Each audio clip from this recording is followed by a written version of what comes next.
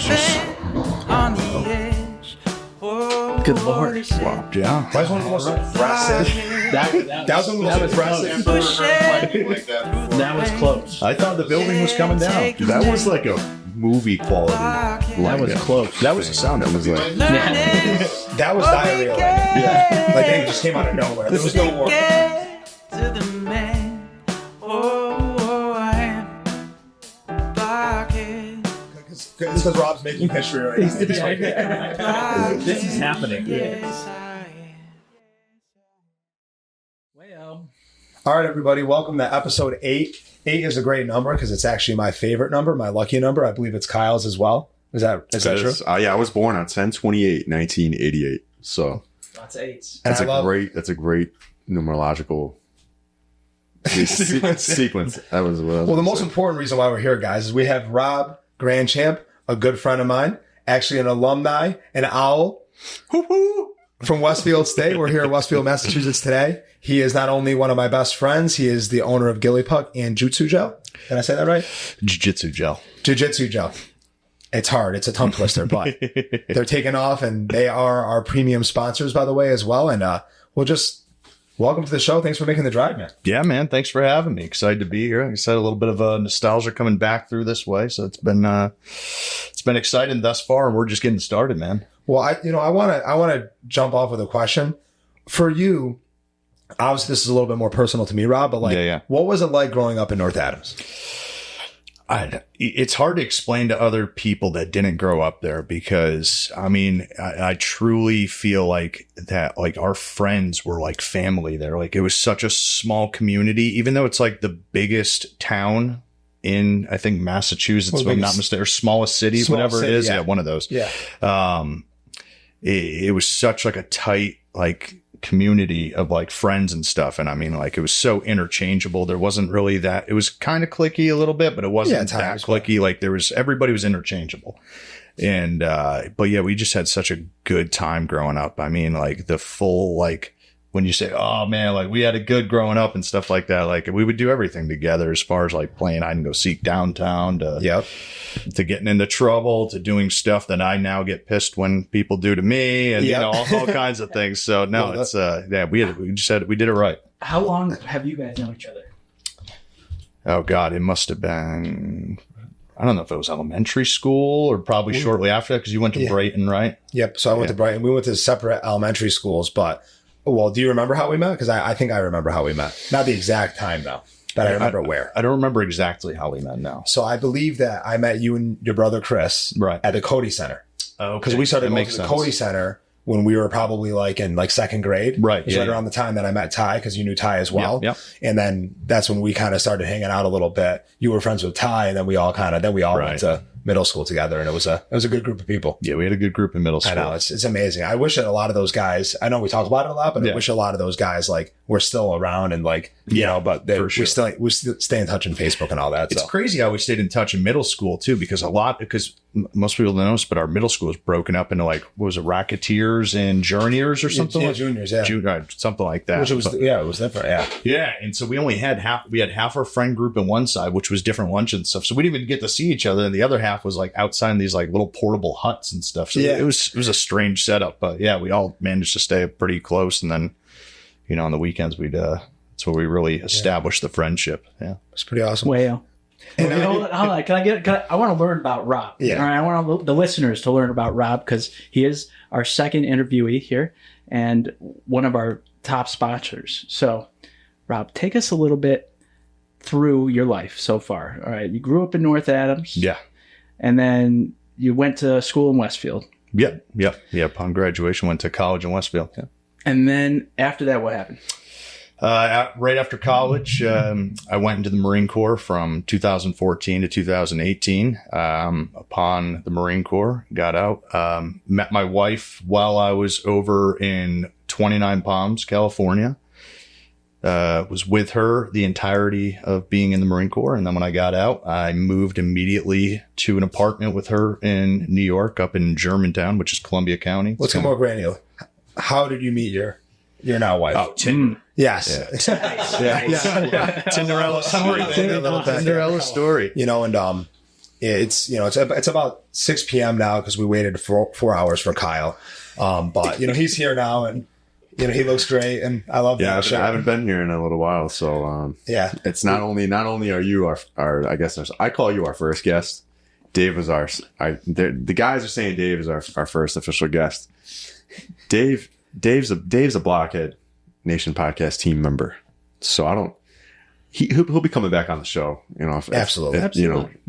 I think every so often, but he got our feet wet. Dave got our interviewee feet wet so that we could sort of prep and introduce you to Dave, really, because it's important. Yeah, but I was late as per usual.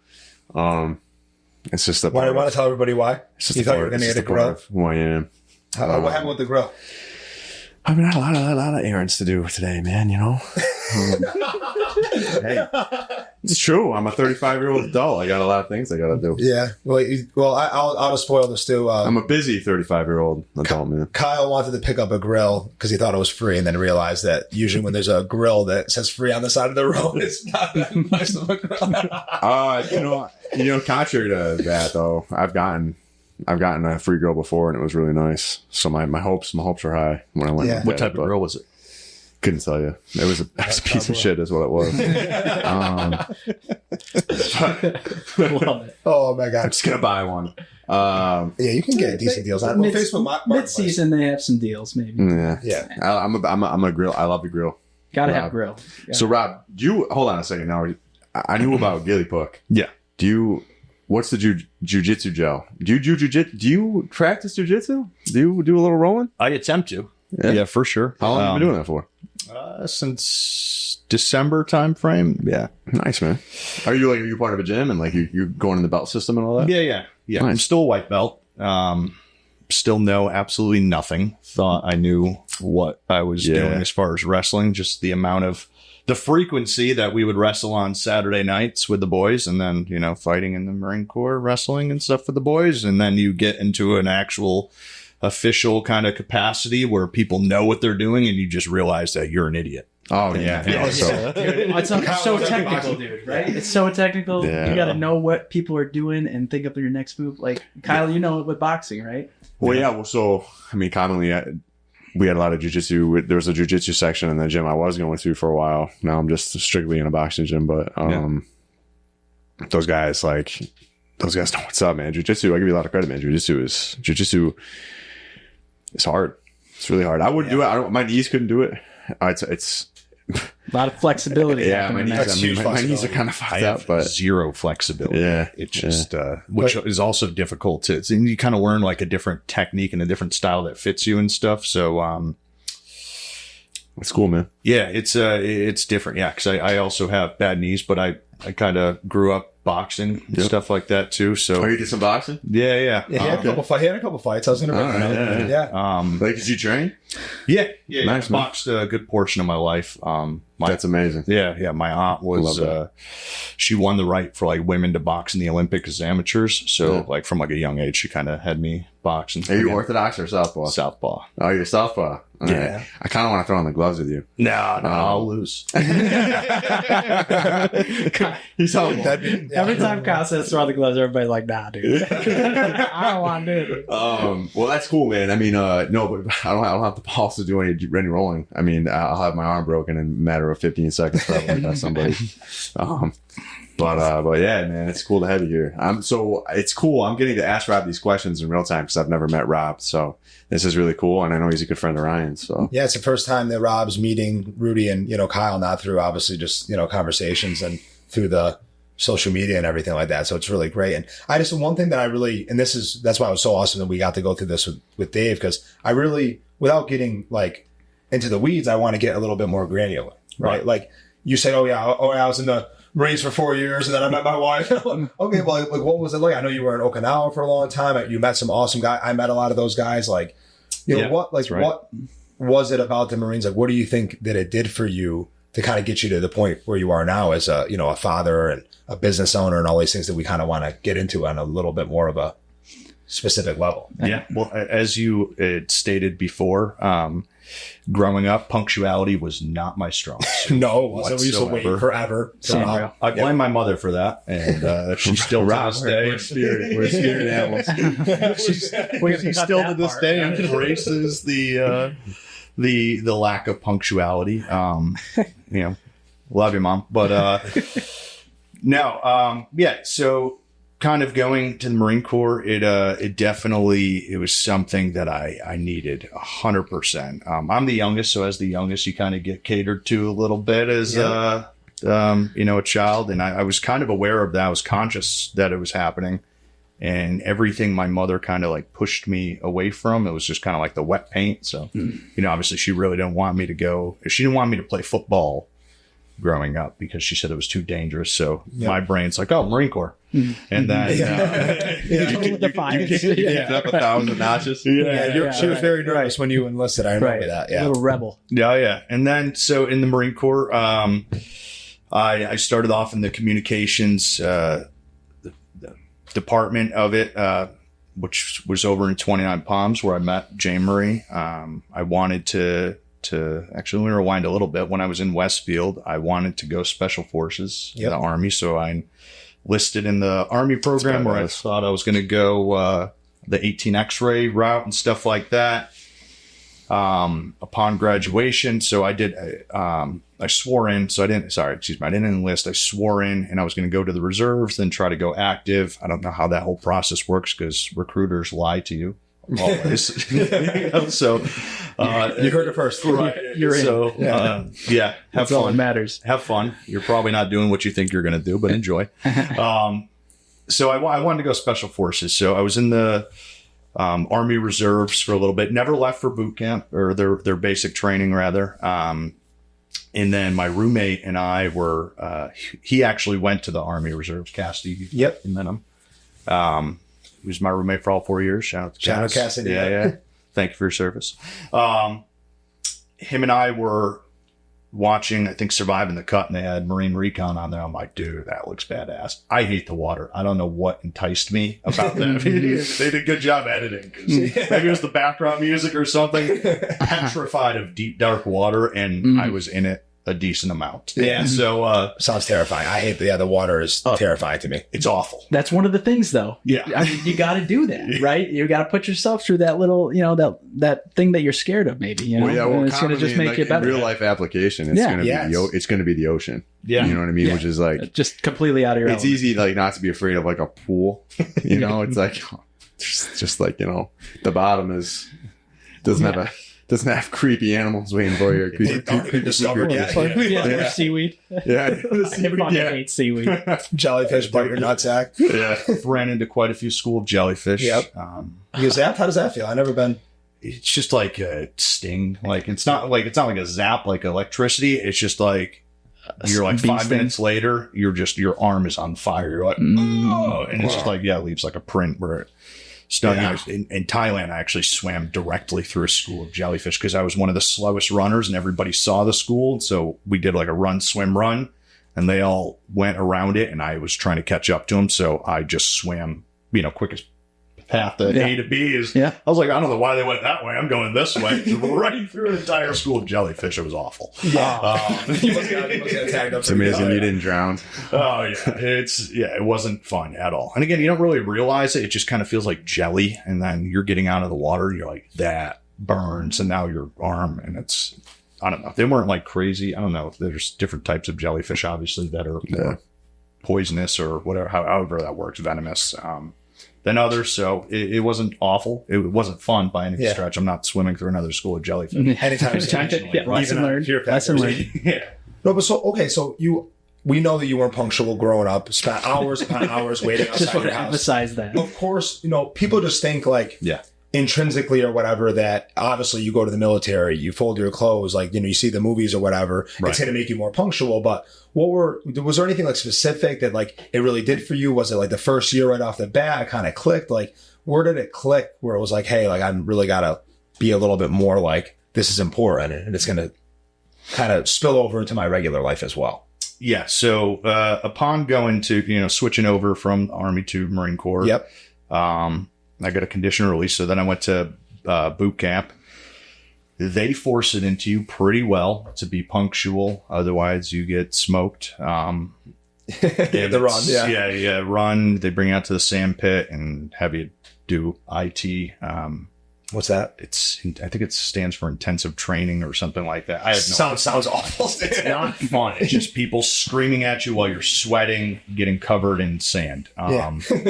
So they have these sand pits that are maybe 20 by 50 or 20 by 40 or something like that, and they just have you do like push-ups, burpees, get up, get down, hold the rifle out, high knees, all that stuff for as long as they want to until they feel like, or until they get bored. Yeah. So whatever happens first. They have something else to do. Yeah, exactly. Boot camp was a little, I don't know. I had a little bit more of a understanding. I was a little bit older because I'd already went to college. Most of the people that go to boot camp are, usually 18 and right out of high school is I'd say the vast majority. But there are a few that are older or lat moving from a different branch or something like that. But there is nothing like Marine Corps boot camp. So no matter what point in your life you go into it, it is definitely you can think what's going to happen there, and then you soon forget that it's all a game to get you to become a Marine. It's gonna be a shock. Yeah, exactly. So I'd say definitely they kind of put it into your head like right after boot camp. I was like, all right, I kind of got to step up, or you just become a different person when you walk out of there. Yeah, because you do something that arguably, 1% of the country is done or is capable of doing, whether it's mentally or physically. So it gives you a sense of pride. And I think that's where you're like, all right, well, I got to start taking pride in other aspects of my life too, because I know that I'm capable of becoming this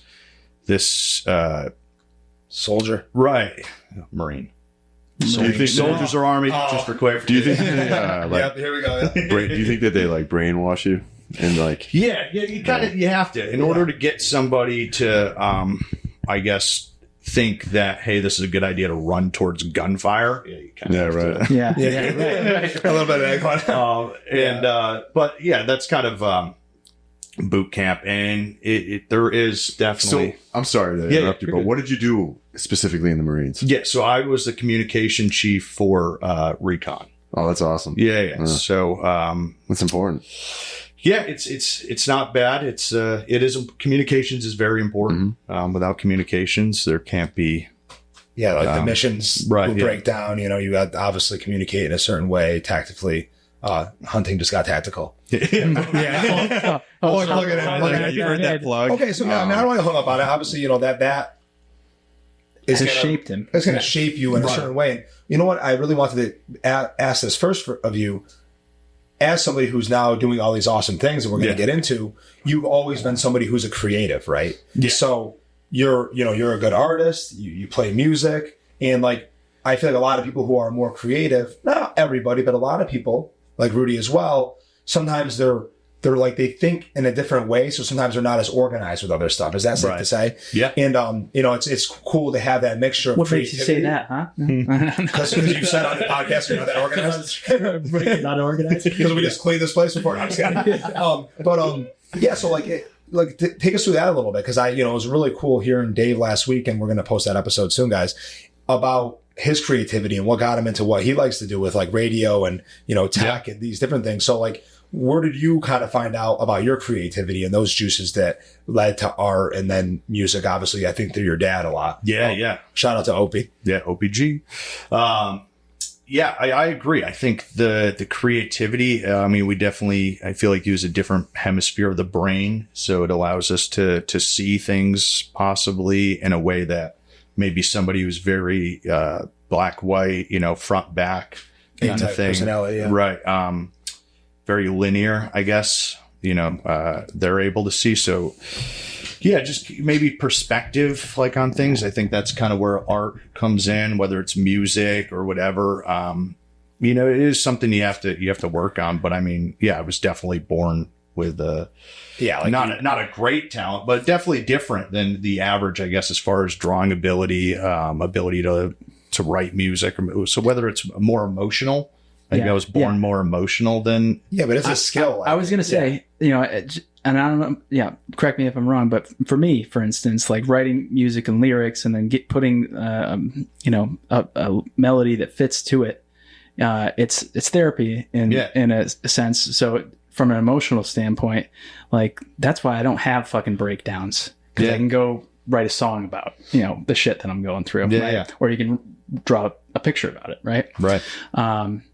So I think like, and maybe it's the ADD brain, or maybe it's just a creative piece of what people do and how they are, but bridging that emotional and skill gap so that you can create art is, I feel like, one of the biggest gifts that humans have, right? Because we can do it on call. We can do it without, thinking too hard about it. It just comes. I mean, art is one of the main arguments for me to say that humans are not animals. I mean, there's such a, like, the scientific community, I mean, like evolution, like humans are animals, are a mammal, I guess, if you will, but we're not. I mean, animals can't function like that. They have some level of natural intelligence that allows them to survive. I mean, and animals can feel. I mean, they can have attachment and stuff like that. But when you get into the capacity of creating and feeling and understanding, like, archetypes and morals and ethics, and that's so non-animalistic. Right. You know what I mean? It's like, so art, is a great mode it's very cathartic. Yeah. It's a good mode of therapy. Yeah. It's a good word. Nice work. Do you use it as that, John? Like, Yeah, absolutely. I was probably a little bit more mentally unstable, where I would break down and then draw a picture. Yeah, maybe the breakdown has to happen before. Hey, Blockheads, it's Dave. Sorry to interrupt your podcast listening, but I just needed to let you know about today's sponsors. First, a big shout out to the Tack Room Restaurant in Lincoln, Massachusetts. The Tack Room offers an inviting atmosphere for everyone from families, friends, date nights, and lunch meetings. Whatever the occasion, the Tack Room has something comforting for you. Check out Chef Dan Lane's creations at the Tack Room in Lincoln, Massachusetts. Next up, another big thank you to Ghilliepuck. Ghilliepuck is the all-in-one hunting device for people like me who can't seem to hide from anything. Veteran-owned and operated, Ghilliepuck offers the perfect coverage to keep you hidden from your prey. Check out more at ghilliepuck.com. Hunting just got tactical. And finally, to our newest sponsor, Jitsu Gel. It's a specifically formulated supplement designed for martial artists. They offer 3 stages of supplements for before, during, and after. And to top it all off, a portion of their proceeds goes to nonprofits in the jiu-jitsu community to promote inclusivity, education, and development. Check out more information at jujitsugel.com. All right, now back to the show.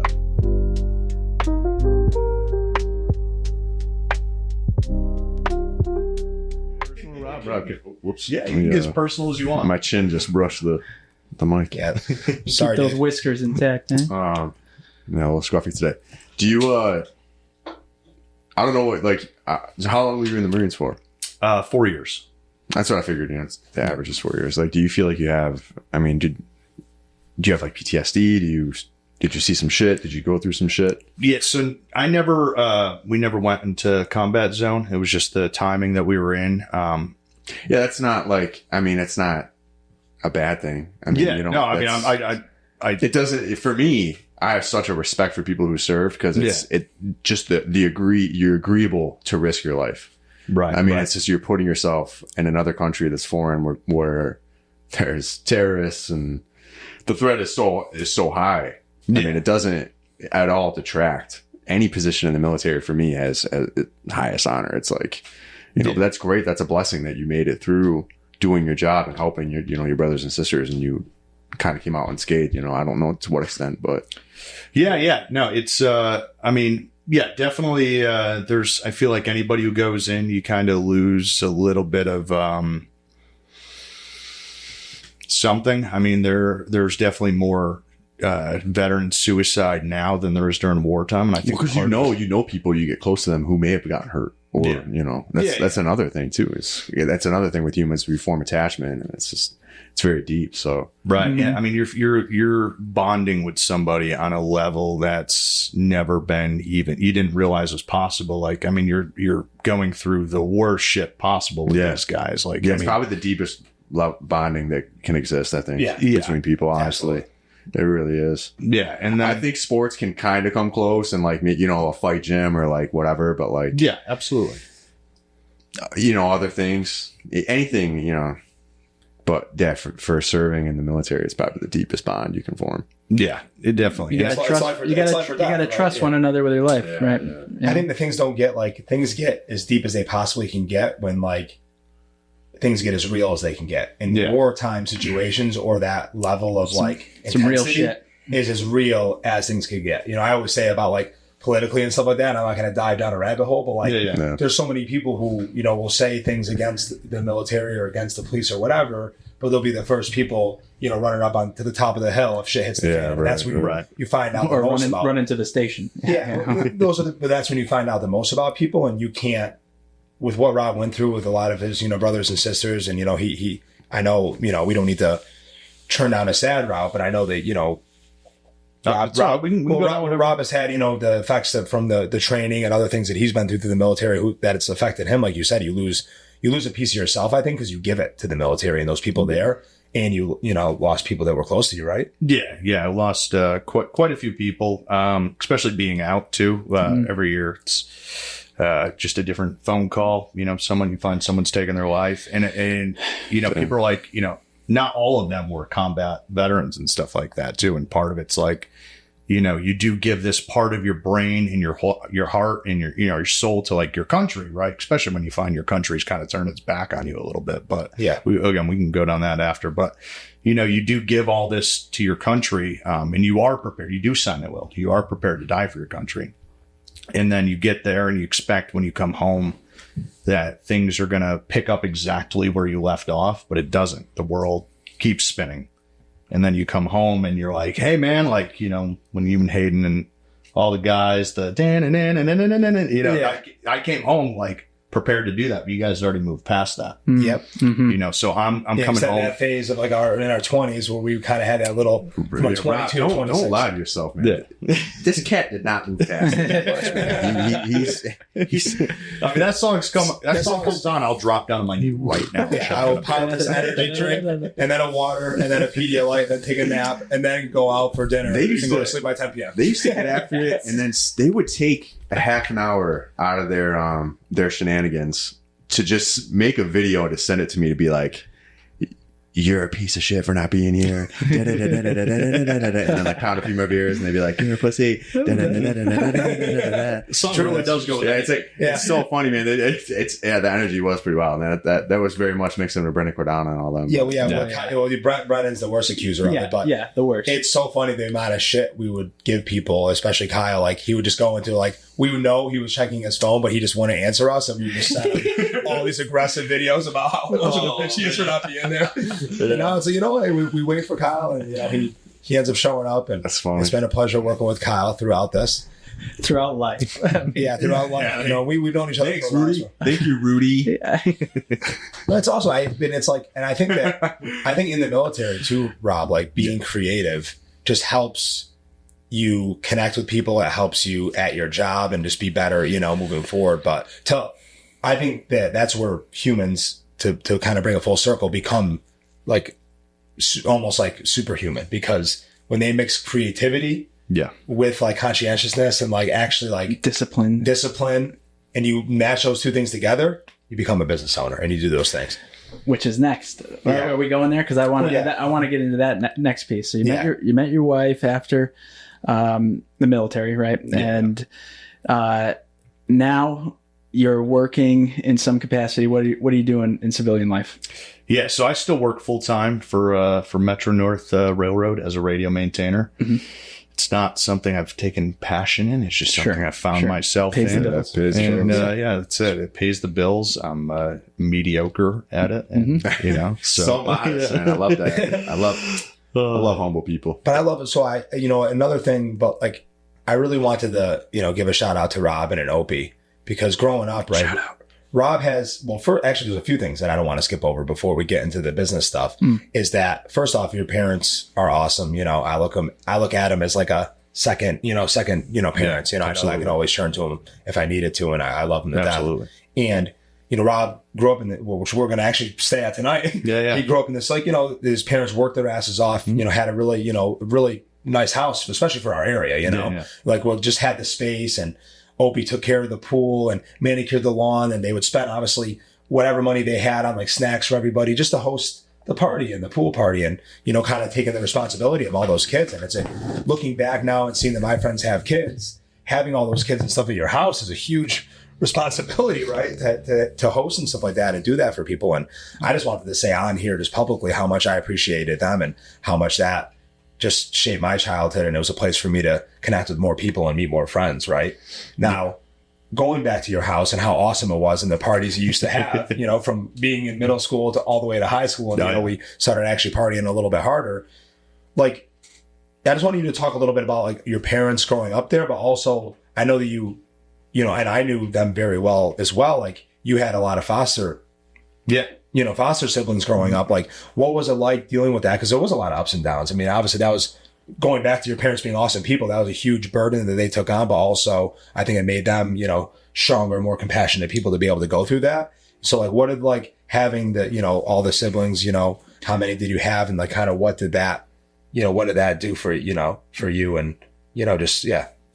So I had, 7 brothers and sisters, various ages. I was the youngest. And then we had, I think, 3 or 4 fosters, on top of it, foster siblings on top of it. But, you know, a lot of them were in and out of the house before I was even conscious and, you know, knew what was going on really.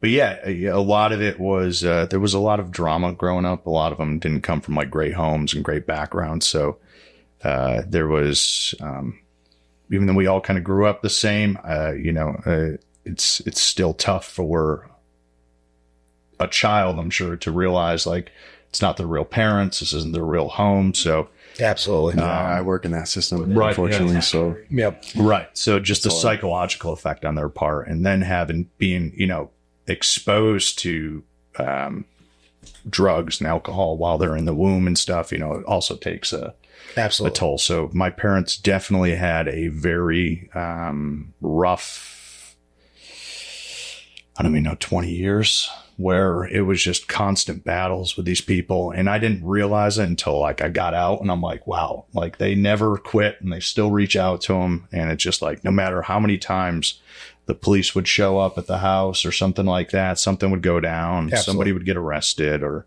anything like that, they would, you know, they never gave up on them. And that was probably a big point in my life where I realized like not giving up too is very important, you know, and not just on people, on things, on everything, because it's very easy to throw in a towel and just say I'm done. Yeah. And I think your parents are exemplary. I actually said that right. It's amazing. Exemplar? Yeah. I didn't say it right. Yeah, you threw a T. You know that. Clip it out. You know, but I mean, just people, and they still, like I said, they still obviously, you know, communicate with your brothers and sisters, you know, and would still be willing to, you know, depending on circumstances and how they would change. So I really did not want to floss over how much they meant to me growing up, how much they still mean to me, and how much they did for myself and, you know, all the other kids that we hung out with. Cause I mean, hanging out there at the pool and all that, I mean, it's actually going to be awesome if we were able to jump in the pool tonight or tomorrow. But yeah, I think their pool might be broken. Is the pool broken? I think there's not broken, but there's a slow leak in there. I don't know if they got it fixed yet. It's probably not worth it. I mean, like the amount of time and effort. I mean, even just like, you know, Opie doing the lawn and everything like that. It's just so much effort to be able to like host people in the pool. I mean, he put a lot of work into that. Yeah. And now I understand now it's probably, you know what I mean? It's like there's not a million kids running around every day, so they can relax a little bit. I'm glad they're on vacation. And they're in Maine right now. So tonight's going to make Project X look like a child's birthday. So if you want to come to, no, I'm just kidding. We won't give you guys the, you know, the address or anything like that. But. No, I'm just kidding. No, yeah, it's so yeah. Growing up, I mean, I definitely have a different perspective than a lot of people, and I saw a lot of things at a very young age that a lot of people didn't witness, and most people haven't witnessed. And I was 100% very, lucky to grow up in the environment I did. Like my parents, like you said, they worked their ass off. My mother was a librarian. My father was a groundskeeper at the MCLA. Yeah, so me and Kyle went to school.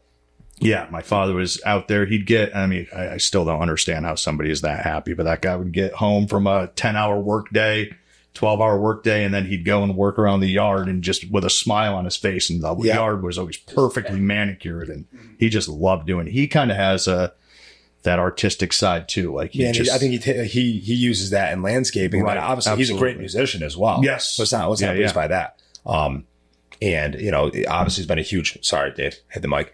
He's been a huge influence with you as far as music. And obviously you're very creative. You said that when you got here, the phone was all screwed up and you kind of felt nostalgic driving through Westfield. And you even started writing a little bit of a song just on your phone. And in like 10 minutes in the parking lot. Yeah. Well, I love that. Well, that goes back to the blocks, right? For Rudy. And like, I had a clip or whatever that we threw up about when you have a good idea, like we have our phones, we basically have a little tablet or a notepad right in our, you can talk into your phone even.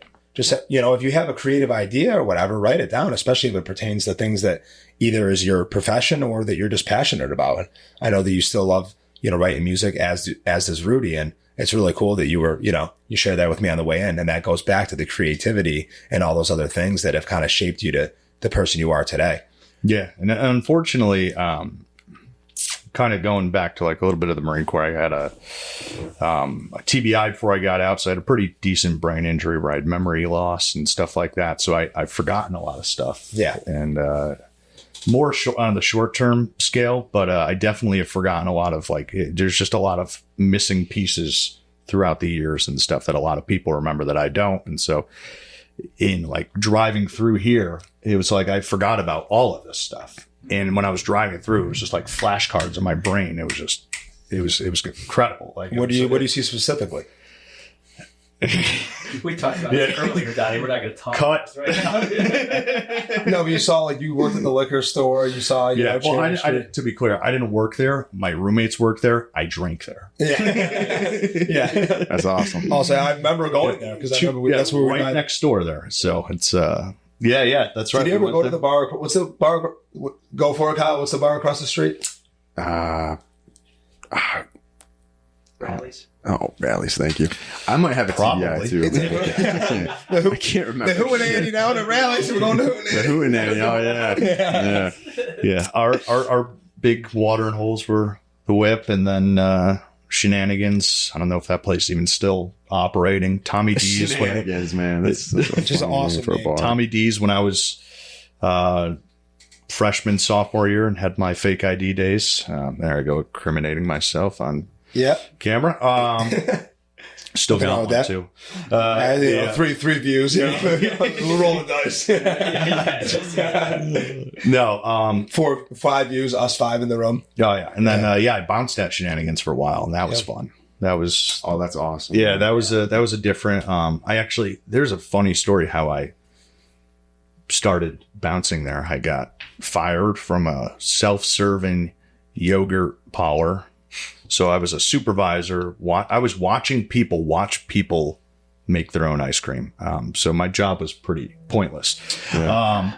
That sounds pretty awful. And then, this is the colleges. Very, very. I get fired from doing nothing. Yeah, exactly. Look at me now. Yeah. No, that job was, I was very, immature in college and stuff like that. And, it had a spinning wheel in there. And, now as a business owner, I totally hate the fact that I did this, but there's a spinning wheel in there. And like one of the things was like a free ice cream, and any cute girl that walked in, I would just always stop it on the free ice cream. Never got one number. 0. Backfired. A for effort, man. A for effort. No wonder he got fired. Free ice cream. Yeah, definitely. And then there was a case race when I was supposed to work, and I was obliterated and showed up, and that also didn't go over well. The timing just didn't I thought I was going to have enough time to sober up. The case race went to about 15 minutes before I had to go to work, and then I got dropped off there. So that wasn't great. But so the day I got fired, which was ironic because the checks that were coming through, the owner of it was going through some kind of divorce. So his money was tied up legally and stuff. So we were getting our checks like 2-3 weeks late and stuff. And this was the first time I got my check on time was when I got fired. So it was awesome. And then, so I went and got I think a 6-pack and a little bottle of Jim Beam or something like that. And I was all like depressed. This was the first thing I've ever got fired from. I would do a little pity party. Yeah. Oh yeah, not you. And then I went out that night, and the guy that fired me, he was the manager. He had to fire me, but I knew who he was. So I was my roommate was dating his sister at the time, and I just knew who they were. Yeah. They're locals here, and he's like, hey man, like I didn't really want to, obviously, like it wasn't my call. It was the owner's call. He caught you on camera giving away free ice cream to chicks. 0 success That's rate. awesome, man. I would have gave you a promotion. Yeah, right. No. So they come back. Yeah. I was just trying to get him to come back again. I was trying to help the guy. Right. It's marketing. Yeah, exactly. Yeah, free marketing, man. Occasionally you get a free ice cream here. This is beautiful. I may have given my roommates a free ice cream too once in a while, which also didn't help my case. So, but he went out. I went out that night, and one of the guys that we were friends with worked there at the bar, and he bounced there occasionally. And he's like, "Oh man, you should get a job here." So I asked the guy, and he's like, "Yeah, we're kind of full right now on staff and stuff." And I was like, "Damn." So I'm outside. I don't know if I was dipping or whatever I was. I was outside, and the manager at the time was outside, and the manager had just fired me, walked up. He's like, "Hey man, I'm sorry, blah, blah, blah." Long story short, this guy rolls up and he starts, jawing to the bar owner that's there. And he's a little bit older. So there's a bunch of college kids. He's older. So he starts talking shit. He has no idea he's the bar owner. And so I was like, "Hey man," I knew who the kid was, and he was just kind of a loudmouth. I was like, "Hey man, back up. Like, just chill out, dude. Like, go take a walk or something like that." And he was just not having it. He was just going and going, like clearly inebriated. And I was like, "Hey man, chill. Body slam." Yeah. And then jujitsu. Yeah. Yeah. And then karate. No, then the manager just fired me, kind of got between. He was a smaller guy. I was a little bit bigger than him. And he got in between us. And then the guy like shoved him. And I was like, "Hey man, not cool." And the guy like grabbed my shirt, and then it was just on, and then ended up ripping my shirt. And so I got him like restrained, and they got him out of there. I think the police like showed up and took him away or something. I can't remember exactly. I was also people like vouch for you and like and my shirt was like ripped. Well, the owner saw like is watching this whole thing go on after I just asked him for a job. I was like, I'm gonna prove myself right now. Just get my ass kicked. Talk about a gnarly job interview. Just get knocked out one. Just your job interview. He actually hired the guy to come talk shit. Well, dude, my shirt got completely ripped. So I'm like, I can't even go back in the bar right now. It's the worst day ever. Like, well, also Rob was shredded wheat back then. Let's not forget about that. So everyone got a free shop. Yeah. So you couldn't go back to the bar. Yeah, the abs were. They might still be under this somewhere. I'm not sure. But so the shirt got ripped off, and I was like, "Damn, I can't go back." And he goes, "Here, I got a shirt for you." And he threw me one of the bouncing shirts. He's like, "You just got to stop drinking tonight." And I'm like, "All right." And that's how I started bouncing there. That's amazing. That's an awesome story. That's one of the coolest stories I've ever heard, actually. Yeah, it's pretty good. It's the only time I've gotten to a fight, and it's paid off. Right. Seriously, because we do not promote that. I have plenty of stories about how fights can go wrong. But No fights. No fighting. All love. So, okay, that was awesome, by the way. I love that. So when you told the 5-second story of your life, the first time I asked you, you breezed through the Marines and meeting Jay Marie. Obviously, you guys met, you were talking. Jay Marie's awesome. Love her to death. Yeah. Of course, her sticking with you while you were in the Marines is amazing. Long distance. Awesome. I mean, that just shows that the true love there. It's a good woman, honestly. Absolutely. And I remember. She's cool. You got to find her. She's all right. She's all right. She's awesome. I remember when we'll fast forward. I remember when you proposed to her, and then me and Cass. no, was it me? It was me and Cassidy. Yeah, me and Cassidy had the ring. You guys went to Mazzio's restaurant in Pittsfield, and then we hid in the background, and like Jay Marie was facing like the other way, and then we kind of like gave it to the hostess or whatever we did. I don't know. Yeah, and we kind of helped you propose, and it was really cool to be part of that special moment. Yeah, that was awesome. I didn't have that proposal planned out, which I wish I did it better because we were in like Hawaii the week before, and that would have been a cool spot. Yeah, but sometimes it's. But no, I was like, hey, you know what? North Adams, much better than Waikiki. No, yeah, no, that was awesome, and that was just perfect timing. You guys were there, and that's kind of I was like, this is one of the most special days of my life, and you guys were there. I'm like, today's the day. Like her and I, you guys, I want to celebrate it with everybody, and that kind of goes back to our childhood, and just like how close like friends, and like they were like family. So it's I'm really happy for you, man. You found a good one. Yeah, that's like absolutely that's a goal for everyone. Hey folks, sorry to do this to you, but we're going to cut this one a little bit short here. Be sure to tune in next week for part 2 of our conversation with Rob. Blockhead. A blockhead, yes,